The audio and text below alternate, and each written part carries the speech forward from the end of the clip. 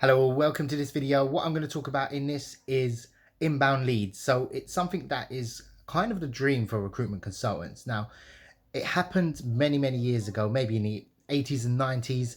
Most recruitment companies wouldn't actually, cold call. They would be very regional based, and there would be, small little shops where they'll say, look, if you want a job, come and speak to us.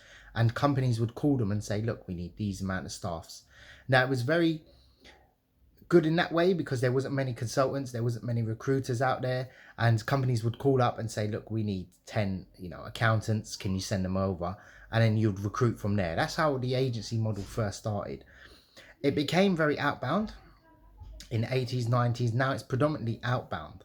Now, with the growth of the internet, a lot of companies are getting a lot of inbound leads. So in this video, I'll tell you how I actually done it to get inbound leads, how I got clients to actually call me, what techniques you can do to actually get the phone ringing or emails pinging to your inbox from there. So without further ado, I want to talk about two types of methods.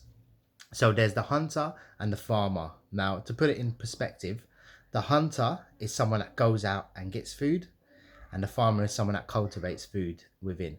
So the hunter is someone that goes out, cold calls, meets clients, excuse me, those sort of, that's the type of recruiter. Now, the only trouble with the hunter method is when you switch the tap off, so to speak, it all dries up. You get no more leads, you get no more clients calling you. So it's constantly, you have to do it. Now, once you start to evolve or you've got enough clients, you won't need to be doing the hunter method, the cold calling, the meetings, the emails.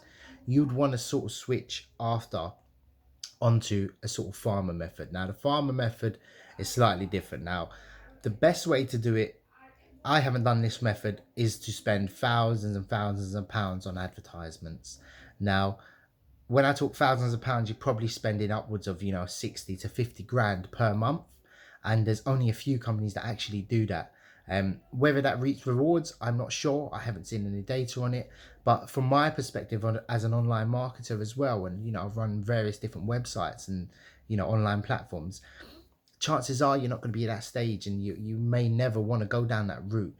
There is probably, you can spend a smaller amount, but I don't think it's going to yield results from there. So how to get leads would be the question. How would you get leads? How would you get clients calling you? Now, I've had a small number of inbound leads over the course of my time recruiting. Now, what I do to gather these is use candidates.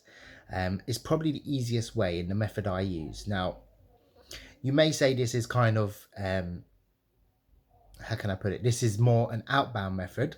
However, I deem it as, if a client comes to you and without you going directly to them, you've just sort of thrown information out there, then yeah, it's obviously classed as inbound. So two methods.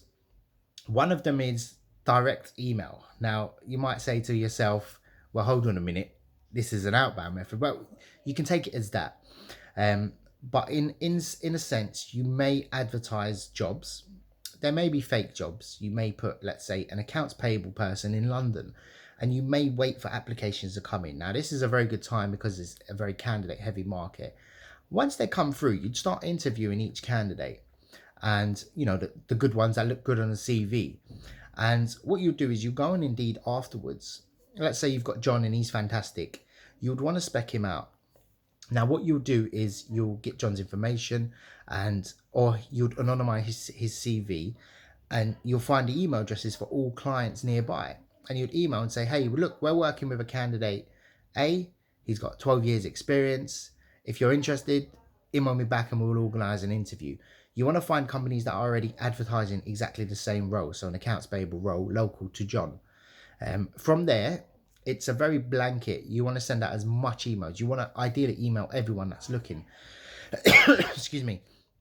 This works better for those hard to sort of reach candidates. So not so much if you're doing like somewhere where you're going to get 100 applicants, like a receptionist or a customer service advisor. You don't want those sorts of jobs. You want somewhere where the salary is probably 40 to 50 grand from there. If a client is looking and they're advertising the role and you've sent them someone and they use agencies, chances are they want to see the CV from there. Now, another method that I found that works even better is a method that I use on LinkedIn. Now, LinkedIn, it works well when you've added a lot of people, you've added a lot of clients in your sector. So if you've got a very small niche, you want to start adding all the HR managers while you're gathering their email and then emailing them along. Now, it works the same way if you've come across a candidate that sounds brilliant or looks good. I know people that actually use fake candidates for this method, and then they just say, look, sorry, the candidate's gone elsewhere. You want to post simple posts on LinkedIn. So, hi, we're currently working with a candidate with 15 years experience. Salary expectation is this. If you're interested, add me, connect with me, and we'll have a chat. Those sorts of messages are really inviting because it's the case of, it isn't, oh, are you interested in working with us? It's a person would see that and they'll be like, wow, this agency actually has candidates that they're working with. And it may bring a springboard of, you just put on the email or on the message, email me at, and you'll start to get inbound leads. You want to do this pretty much every day. From there, it works better if you've already got people added, because more sort of, those decision makers will be seeing it. That method actually is something that I sort of skipped on, but it started to get me real value. I had clients that were not interested in that particular candidate, but they would call me about another role because they thought, or it gave the perception of, I can attract candidates and good candidates, because that's the number one thing with agencies. They start to work with agencies, companies, and they don't get the right candidate. But here's me with, top quality candidates recruiting. So that's really a powerful method with that. And it's something that, you really need to look at and you really need to be doing. Best of all, it's free. Anyone can do it, and no one does it. If you go on LinkedIn, you'll just see posts about, oh, we're the best agency, we can help you with any job. But if you've got particular candidates and you're portraying you've got candidates and you're working with, pretty much on a daily basis, you're gonna get some sort of inbound leads. If you do it for 1 month, chances are you will. Most people would think I'm lying, but I had Amazon actually call me from one of those.